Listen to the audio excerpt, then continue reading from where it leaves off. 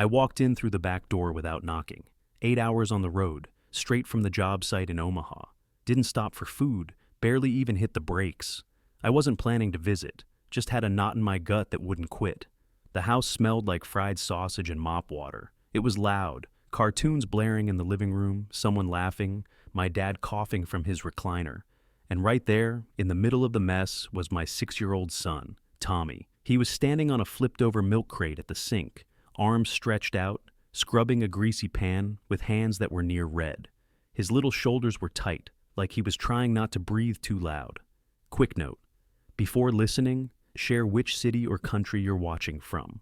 Gina's twin boys, Bryce and Austin, were sprawled out on the couch behind him, shoes on the cushions, throwing popcorn at each other like little princes. My mom barked from across the room without even looking up from her phone. "Clean it right, boy. No wonder your father left." Dad grunted, didn't even turn his head. "Not like Greg's kids, huh?" Greg. That smug piece of work married to my sister, Gina. Always got the extra steak at dinner. Always had his name on the front of the Christmas card. To Greg and family, like she didn't even have a brother. I just stood there, froze. For maybe 2 seconds, watching Tommy try not to cry. He didn't even see me. Just kept scrubbing, like if he stopped for half a second, he'd get yelled at again. I stepped forward and said it loud, flat. "That's enough." Everything stopped. Bryce paused the TV. Austin sat up straight. My mom finally looked up like I was some neighbor bringing back a casserole dish. "Oh, you're here," she said. "We're just teaching him." I stared at her, then at the twins, then back at Tommy, who finally noticed me and dropped the sponge. His hands were shaking, his face blotchy. He didn't cry. I could see he wanted to, but he'd already learned the rule here: don't let him see it. "Teaching?" I said. "You mean breaking a 6-year-old while your grandsons sit on their asses sipping apple juice?" Dad grumbled from his recliner, still not looking at me. "Don't be soft. Boys gotta toughen up." I just turned around, walked right back out the front door, got in my truck, closed the door, and called the credit union. "Yeah," I said. "Cancel the auto pay, the mortgage, I'm done." The loan guy didn't ask questions, just confirmed my name, paused for a beat, and said, "All right, auto pay canceled." 3 days later, Mom called while I was welding a fence line in a hailstorm. I almost didn't pick up. Wish I hadn't. "There's a problem with the loan," she said, skipping hello like I was her damn bank manager. "Did the bank call you too?" I stepped under the trailer roof and wiped my face off with my shirt. "No mistake," I said.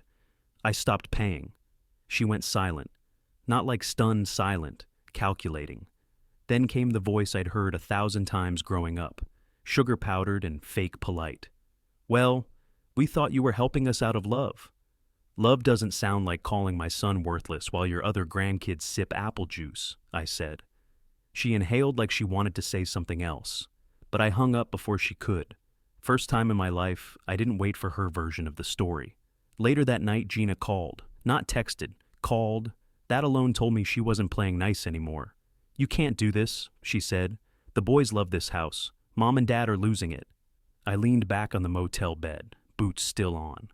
"And you watched my kid get treated like a janitor while yours played king of the castle." "They were just messing around," she snapped. "You're being sensitive again." "No," I said.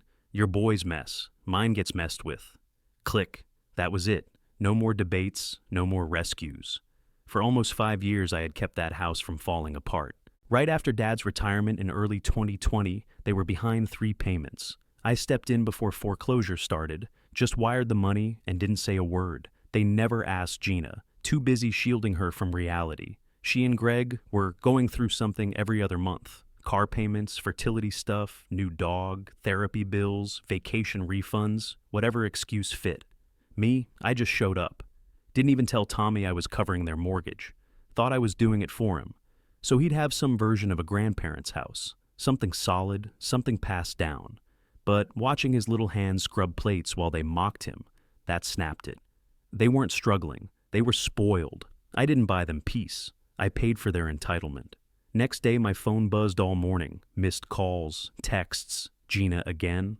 Then Dad tried. Left a voicemail that just said, "Call your mother." Didn't. Another day passed. Then Aunt Mary left a message. Honey, I know things get tense, but don't let money tear the family apart. Uncle Steve texted, Your folks aren't perfect, but they took you in when no one else would.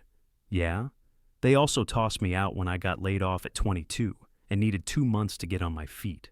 Greg got a loan, I got a lecture, even Grandma chimed in. Facebook message. Why, Aaron? That was it, just those 2 words. I didn't answer any of them, because none of them were there that day. None of them saw a 6-year-old with dish soap in his eyes getting barked at like a damn servant. And I wasn't doing it anymore. I didn't yell. I didn't tell them off in some big speech. I just quietly let go of the rope they'd been standing on. And when they hit the ground, they were going to realize what held them up all this time. But I wouldn't be there to catch the fall. 3 days later, the foreclosure notice hit. Bright red sticker on the envelope. Final warning. Auction date already printed at the bottom. They didn't react right away. No panic. No rushing around. You'd think nothing changed. Tommy told me they still made him take out the trash that night. Still handed Gina's twins pizza rolls on actual plates while he got his on a paper towel. They walked around that place like royalty, like their names were still on the deed. What they didn't know was that Kingdom had already been signed over to the bank. I'd stopped being their invisible safety net, and they were too busy playing favorites to notice the floorboards cracking. 3 more days passed before the letter got nailed to the door. Not mailed, not slid under the mat, nailed. Big white sheet stapled dead center with an orange foreclosure sticker on top. That's when the phones blew up. Hey, Aaron, you didn't have to go this far, Aunt Mary said, like I'd spray-painted curse words on the windows. Uncle Steve left a voicemail, voice low and heavy. Family doesn't evict family. I drove by the house once, just to see. Stayed parked across the street. Windows were still lit. Someone was watching a movie inside, probably Bryce or Austin. Mom's shadow moved in the kitchen. They were still in there, still pretending they were untouchable. I looked at that place, paint peeling, shutters crooked, the porch I helped rebuild after a storm in 21, and felt nothing. Not nostalgia, not guilt, just done. The house wasn't home. It was control dressed up as tradition. It was discipline disguised as tough love. All I did was stop lying to myself about it. Tommy didn't ask to go back. He didn't even mention it. He just kept drawing, pictures with trees and smiley stick figures and clouds. No houses, no grandparents. Let them figure it out. Gina still hadn't called again. Probably thought silence would scare me more than shouting. Probably thought I'd crack once the family circled me like wolves. But I didn't know them anymore. Not money, not time, not peace. They had their chance when Tommy stood there scrubbing dishes while they stuffed their faces and acted like kings. They thought I'd yell, argue, beg them to change. But I didn't need to scream to end it. All I had to do was let gravity do the work. The calls slowed down after a week. No more texts from Aunt Mary. No more Facebook messages from Grandma.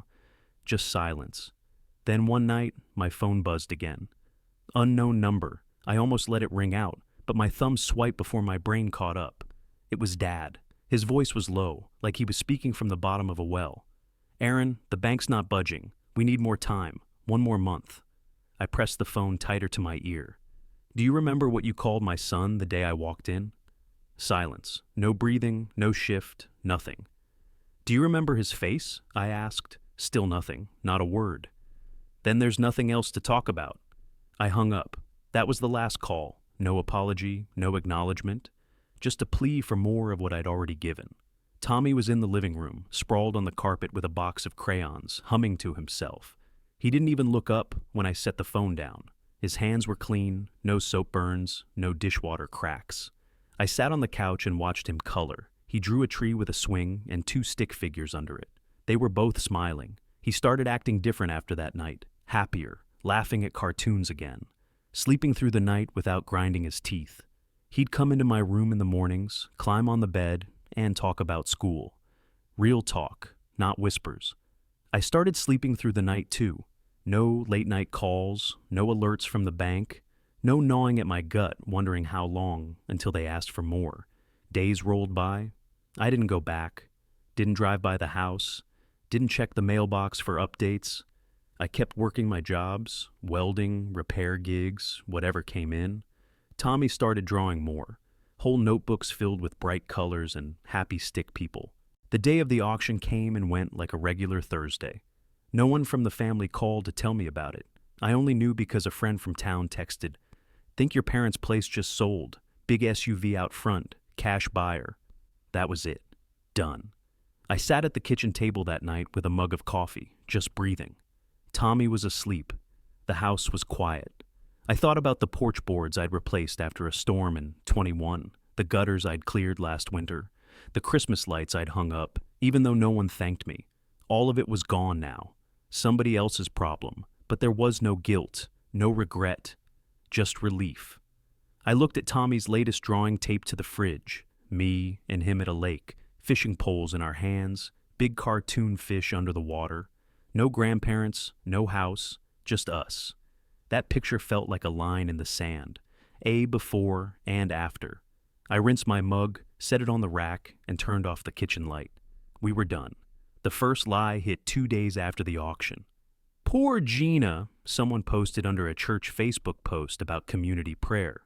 Her brother went behind everyone's back and sold the family home. Just awful. Gina wasn't subtle. She wanted people to see it, wanted it to spread like gospel, and it did. Within a week, she'd spun a whole narrative. I lost it. I sold the house out of spite. I tricked our parents into signing something. I was bitter because her life turned out better than mine. The usual hits, self-pity dressed as concern, half-truths laced with enough fake sadness to make people nod along without asking questions. Nobody mentioned the part where my 6-year-old son was scrubbing toilets while Bryce and Austin played iPad games with ranch-dusted fingers. Nobody talked about my mom calling him the reason your father left. Nobody brought up the 4 years and 10 months of mortgage payments I made without saying a word. They didn't care about facts. They wanted a villain, and Gina handed them one wrapped up in a neat bow. I got texts from people I hadn't heard from in years. Not to ask what happened, but to say things like, "Hope you find peace," and "Families fight," but this went too far. They didn't know anything. They just heard Gina's voice louder than mine. I could have clapped back, posted the receipts, screenshotted the payment logs, shared the voicemail where Dad told me not to be soft about his own grandson being used like a busboy. But I didn't. I stayed quiet. Not because I was guilty, but because I was finally done explaining myself to people who never listened in the first place. While they were busy throwing dirt, I was living. Tommy and I had a routine now. I dropped him off at school every morning, packed his lunch the way he liked. PB&J with no crust, apple slices, no carrots. He started inviting kids over to play, kids who didn't tease him or call him weird. We built a bookshelf for his room, painted it bright green, put his drawings on it like trophies. Meanwhile, the family spun their story faster and louder. Gina cried to her in-laws. My mom played martyr at church. Dad kept his mouth shut, probably because he still thought silence made him the smartest man in the room. They wanted sympathy, not accountability. It wasn't until a cousin from Florida messaged me that I knew they were really committed to the lie. "She told us you forged stuff, man. Said you took the house while they were sick." I just texted back, "Check the county records. Title's in their name till the day it sold." No reply, didn't need one. I didn't burn their life down. I just stopped paying to keep it standing. They treated me like a utility bill, only noticed when I cut the power. Let 'em spin, let 'em scream. I had my son, my sleep, my space. That was more than they'd ever given me. I put my phone on silent after the third cousin told me I should just move on. They weren't talking to me. They were talking to the version of me who kept his mouth shut and his wallet open. That guy was gone. Instead, I signed Tommy up for a small private school across town. Nothing fancy, just one where the teachers looked him in the eye when he spoke. No sarcastic tones. No treating him like he was already a problem. He came home after the first day and said, "They asked me what I like to draw." That was it. Not deep. But I had to step outside to breathe for a minute. I started turning down overtime. Took a few weeks off. Just me and him, hit the road. We went fishing in Kansas, caught nothing, but he loved the hot dogs at the bait shop. We saw a minor league game in Tulsa. He got a foul ball, held onto it the whole drive home. And I stopped feeling like I had to explain why I wasn't fixing someone else's mess anymore.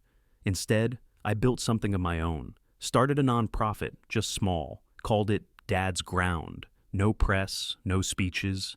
Just a borrowed office in the back of an auto shop. a coffee machine that barely worked, and a couple folding chairs. I'd meet other single dads, mostly ones who'd been pushed out, stepped over, talked down to.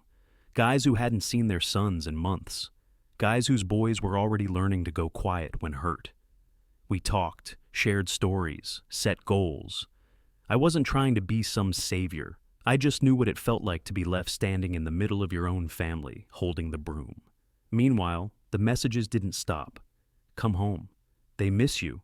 Let it go. Let what go? The time my son got told he was the reason I left?